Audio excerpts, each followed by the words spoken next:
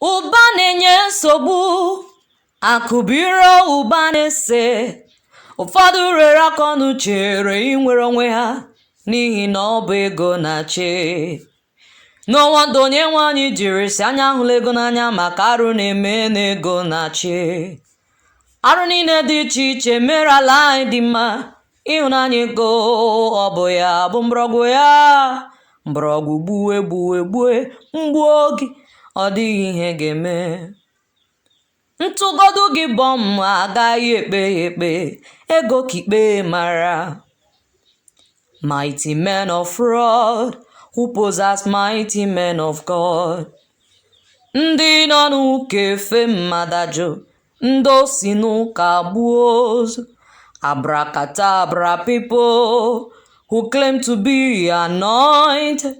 Ndị nọ n'ụka efe mmadụ amakpọ ya new anointed.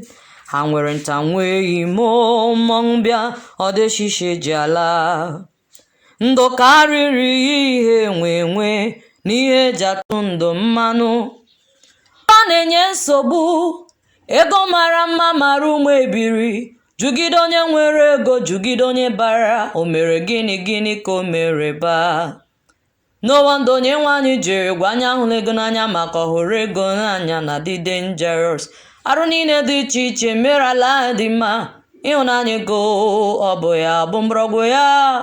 Mgbọrọgwụ njọ ịhụnanya ego ka Onyenwe anyị kwuru. Ndụ karịrị ihe nwe n'ihe eji atụ ndụ mmanụ. Mighty men of fraud, because they want money.